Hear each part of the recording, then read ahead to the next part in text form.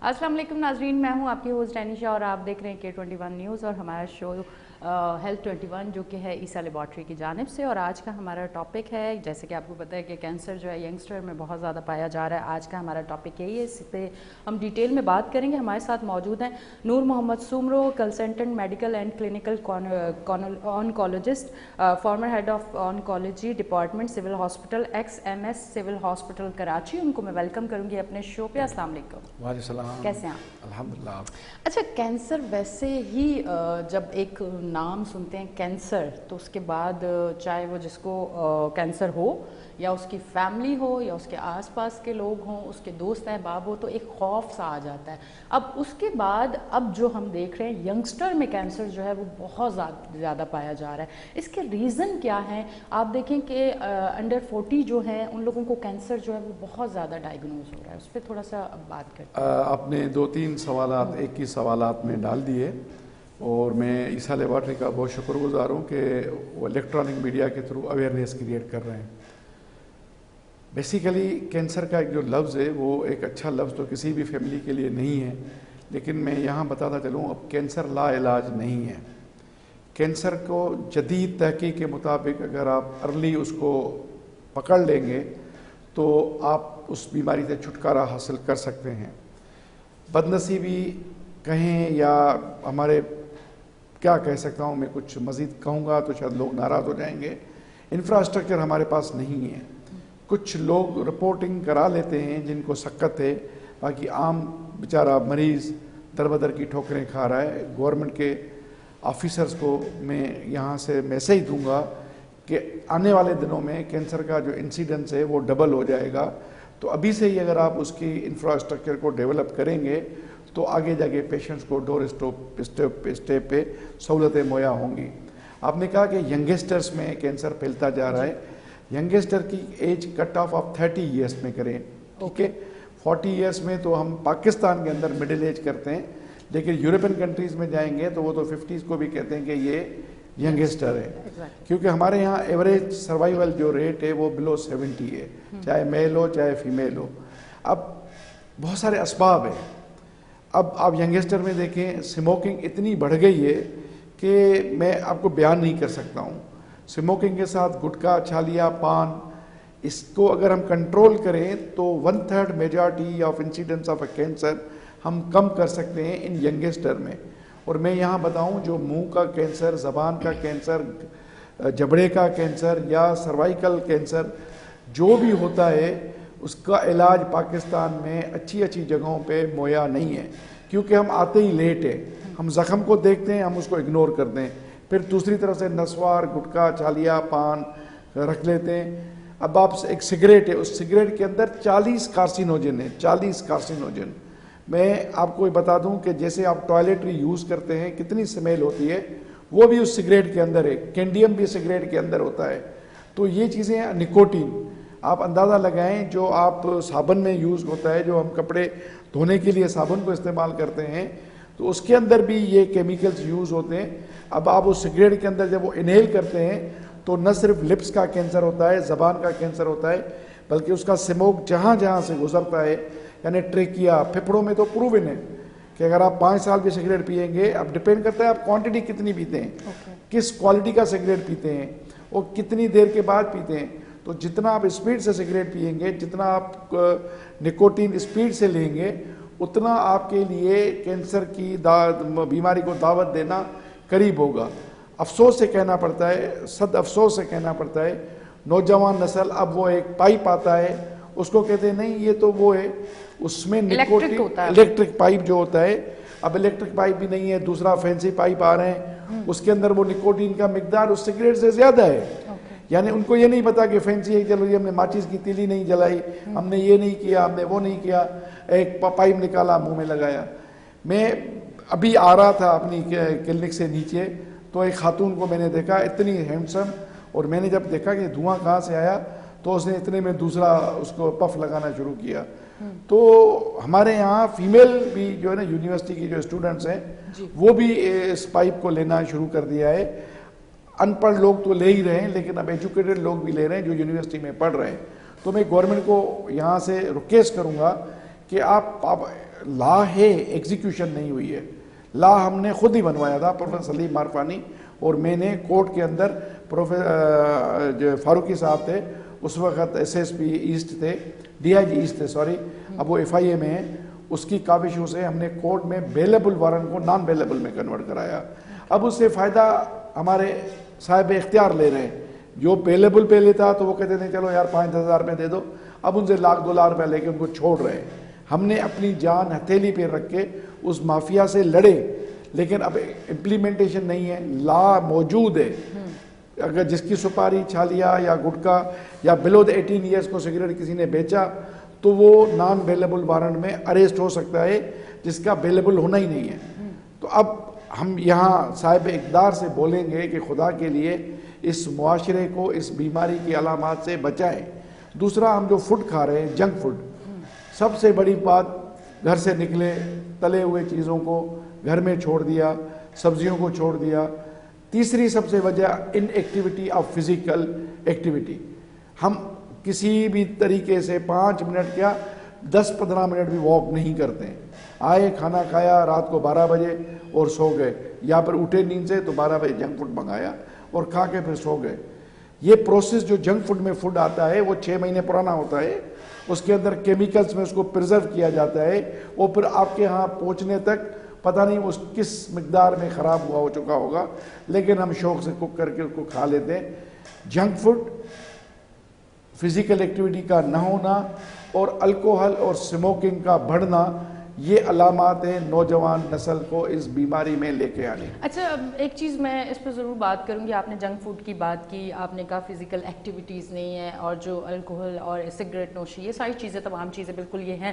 اس کے ساتھ اگر چکن کی ہم بات کریں کہ چکن جس طرح سے تیار ہو رہی ہے, اور آج کل ہمارے زیادہ تر استعمال میں جو ہے وہ چکن ہے, چاہے آپ جنک فوڈ لے لیں چاہے آپ گھر میں بھی اگر کھانا بنا رہے ہیں تو چکن, اور چکن جتنے دنوں میں تیار ہو رہی ہے, جس طرح سے اس کو فیڈ دی جا رہی ہے, تو آپ کیا سمجھتے ہیں کہ کہیں نہ کہیں کینسر کے لیے, کینسر کو بڑھاوا دینے کے لیے کیا چکن بھی مدد کرتی ہے؟ دیکھیں, میں نے تو کہا نا فائبر ڈائٹس کو لے لے, ویجیٹیبلز کو زیادہ لے. آپ جا کے جو یہ ویلی ہے ہماری گلگت کی سائڈ پہ, ان کی ایجز دیکھیں 90-95 ایئرس 100 ایئرس, کیونکہ وہ پہاڑوں پہ چڑھتے ہیں, پہاڑوں پہ اترتے ہیں, وہ نیچرل فوڈس کو یوز کرتے ہیں اور فروٹس کو وہ یوز کرتے ہیں. ہم 3 وقت کی کھانا کھاتے ہیں, صبح کو تیل میں پکا ہوا, دوپہر کو چکن, مٹن, بیف جو بھی ہے آپ ضرور استعمال کریں, لیکن ایک ویکلی کوانٹٹی کے حساب سے. جتنا آپ جنک فوڈ, جتنا آپ مٹن کو دور رکھیں گے, ویجیٹیبل کو زیادہ قریب لائیں گے, آپ اس بیماری سے بچیں گے اور اپنے آپ کو فٹ کریں گے. ہاں, مٹن کھائیں, بیف کھائیں اگر آپ ایکسرسائز کرتے ہیں. اگر آپ ایکسرسائز کنزیوم نہیں کرتے ہیں, وہ کیلریز کو باڈی میں لے کے رکھتے ہیں, وہ پھر سو جاتے ہیں. Is very strange. ٹھیک. اچھا ڈاکٹر صاحب, آپ نے یہ کہا کہ کوئی بھی زخم ہو جاتا ہے منہ میں تو ہم اس کو اگنور کرتے ہیں اسٹارٹ میں, تو میرے کہنے کا مقصد یہ ہے کہ اگر وہ تکلیف دہ ہے تو اگنور نہیں کر سکتے. کیا کینسر جب اسٹارٹ ہوتا ہے وہ پین لیس ہوتا ہے؟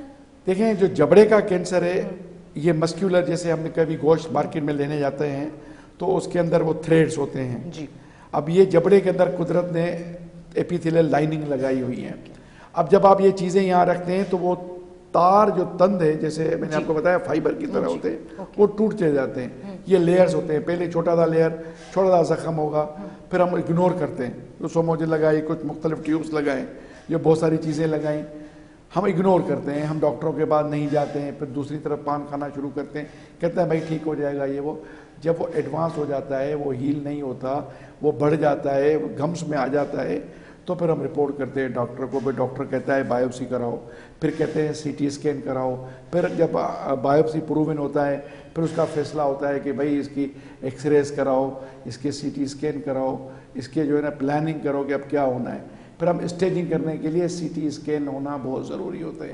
اس کو اسٹیجنگ پوائنٹ آف ویو سے ہم دیکھتے ہیں, پھر پلان کرتے ہیں کہ سرجری ہونی ہے, ریڈیو تھراپی ہونی ہے یا کیمو تھراپی ہونی ہے. اور انفارچونیٹلی سرجری کے لیے میں یہاں کہوں کہ گورنمنٹ ہاسپٹلس کے اندر اتنی ایڈوانس سرجریز اویلیبل نہیں ہیں.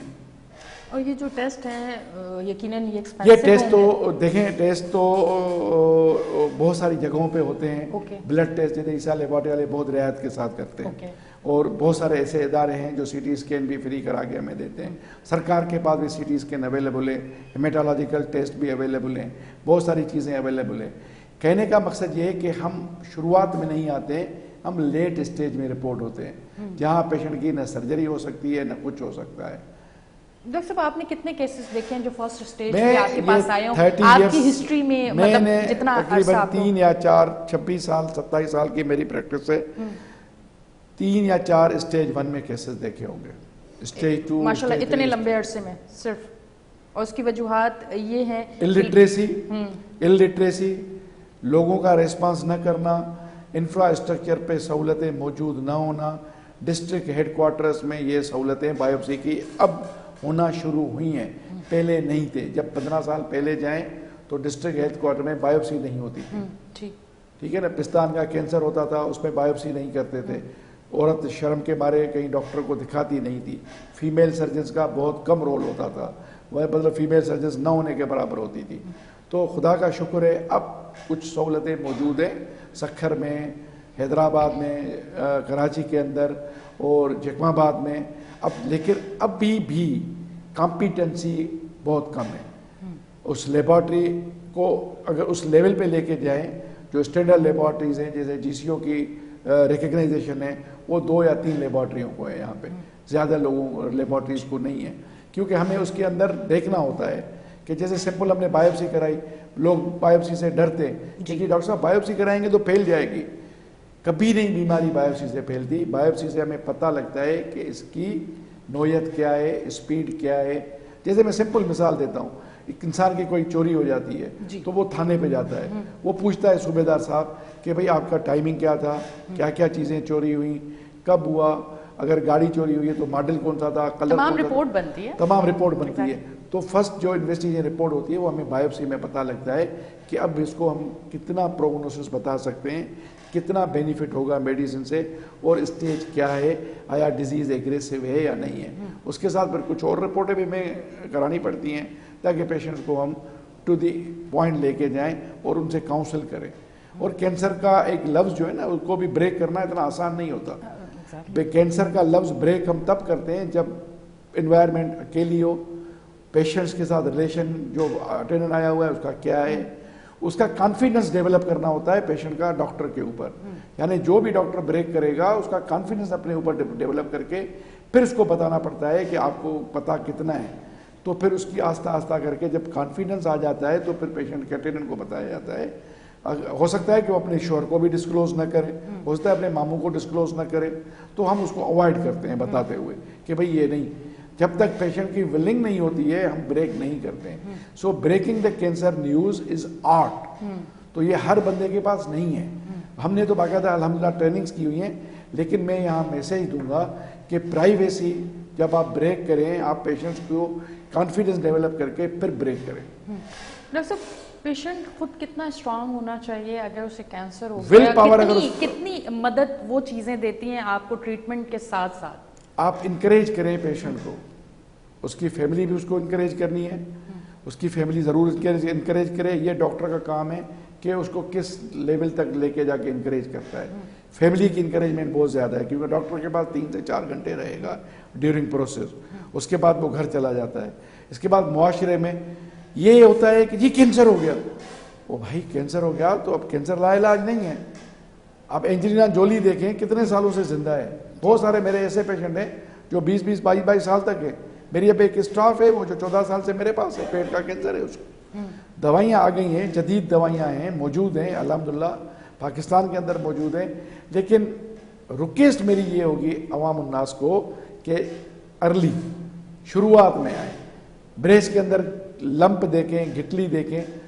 90% گٹلیاں کینسر نہیں ہوتی ہیں، لیکن اگر آپ کے خاندان کے اندر کسی بھی قسم کی بیماری ہے تو آپ کو ڈاکٹر کو، کسی پڑھے لکھے ڈاکٹر کو ضرور دکھانا ہے. بایوپسی سے ڈرنا نہیں ہے. بایوپسی کا مقصد ہے کہ بیماری کی تشخیص کرنا. ہو سکتا ہے کینسر نہ نکلے، تو بایوپسی سے ہم لوگ کہتے ہیں یہ ایک متھ ہے کہ بایوپسی سے کرائیں گے پھیل جائے گا. لوگ اسٹیجز آخری میں آتے ہیں پھر تو ظاہر ہے اس کا علاج تو نہیں ہے. پھر اس کی ہم سمٹومیٹک ٹریٹمنٹ کریں گے جو اس کو تکلیف ہے اس کو ٹھیک کرنے کے لیے. ڈاکٹر صاحب میں نے ایک شو پہلے بھی بریسٹ کینسر پہ کیا تھا, بات ہوئی تو میں نے کہا ایک آپ سے کر لیتی ہوں, آج موقع لگا ہے کہ جیسے بریسٹ کینسر ہوتا ہے وہ بے اولادی کی طرف بھی چلے جاتے ہیں. تھوڑا سا اس پہ اگر بات کر لیں, کیونکہ اس پہ میں نے پہلے بھی ایک بڑا ڈیٹیل میں شو کیا اور آج آپ آئے ہیں تو میں چاہتی ہوں کہ کچھ آپ سے بھی اس حوالے سے کچھ چیزیں بہتر سن لیں گے تو اور دیکھنے والوں کو. آپ نے بڑا اچھا سوال کیا ہے, اور اصل میں بریسٹ کا جو کاز ہے over exposure to the estrogen.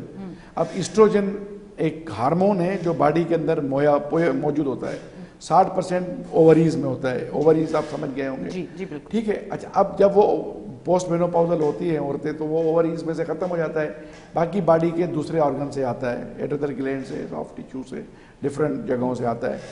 اب باجی نے کہا کہ اولاد نہیں ہوتی. اگر 20 سال یا 22 سال کی میری بہن کو یہ ہو گیا ہے, اللہ نہ کرے کسی کو اس تکلیف سے گزرنا پڑے, تو یہ لا علاج نہیں ہے, موسٹ ماڈرن علاج ہے.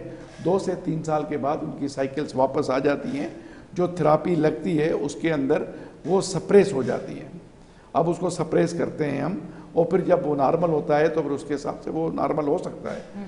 بہت سارے ایسے کیسز ہیں جو 3 سال بعد پریگننٹ ہو جاتی ہیں بچیاں. ٹھیک. اچھا, اب ہم نے منہ کے کینسر کی جہاں بات کی تو بہت سارے لوگوں کو کوئی بھی زخم ہم منہ میں نہیں دیکھتے, چاہے وہ ماوا کھائیں, چھالیا یا سگریٹ پر. ایک چیز نظر آتی ہے کہ آپ جب ان کے ساتھ کبھی کھانا کھا رہے ہو تو ان کا جو منہ ہے وہ بہت کم کھلتا ہے, ان کو کھانا کھانے میں بہت زیادہ مشکل ہوتی ہے. یہ کیا اسٹارٹ ہے کینسر کا یا کیا چیز ہے, تھوڑا سا یہ فائبروسس ہو جاتا ہے. یہ ٹیمپورو مینڈیبولر جوائنٹ ہوتا ہے, یہ لاک ہو جاتا ہے.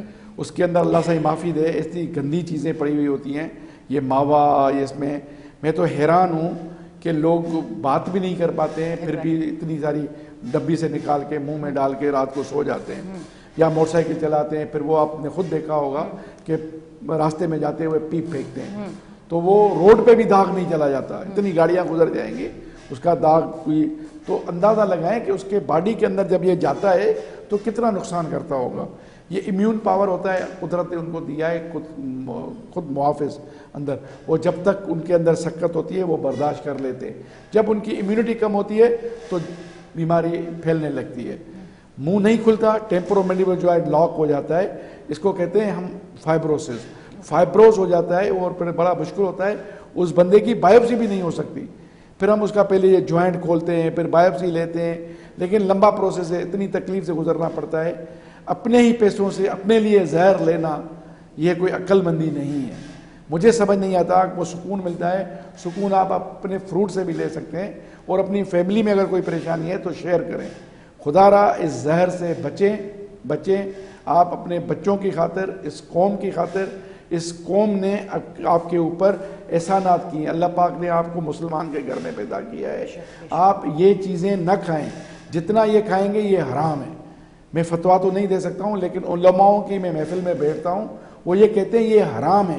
جو چیز آپ کو کسی بڑی بیماری کی طرف لے جائے, کیونکہ دیکھیں آپ آج آپ شادی کریں گے, کل اس سے بچے ہوں گے, آپ اپنے گھر میں کیا جواب دیں گے.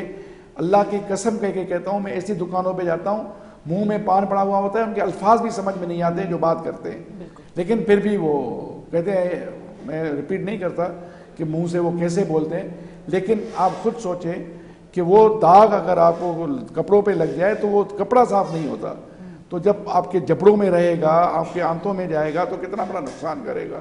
اپنے پیسوں سے زہر مت خریدیں, زہر مت خریدیں. تھینک یو ڈاکٹر صاحب, بہت بہت شکریہ آپ تشریف لے کے آئے. ناظرین, آپ دیکھ رہے تھے ہیلتھ 21, اور آج کا جو ٹاپک تھا اس پہ چند سوال کیے گئے اور ڈاکٹر صاحب نے بہت اچھے انداز میں بہت بہترین جواب اور بہت ڈیٹیل میں سمجھایا, اور ہمارے دیکھنے والوں کے لیے ایک بہت بہترین میسج دیا کہ آپ اپنے پیسوں سے اپنے لیے زہر نہ خریدیں. اور میں یہی چاہتی ہوں کہ ہمارے شو کے توسط سے دیکھنے والوں کو پازیٹیو میسج ملے. ہمارے پاس جو بھی گیسٹ ڈاکٹر آتے ہیں وہ بھی یہی پازیٹیو میسج دیتے ہیں. کوشش عیسیٰ لیبارٹری, ہیلتھ 21, K21 کی یہی ہے کہ ایک اچھا پازیٹیو میسج جائے. یقیناً آج کا شو بھی آپ کو پسند آئے گا. اپنی ہوسٹ اینی شاہ کو دیں اجازت, پھر ملیں گے. اللہ حافظ.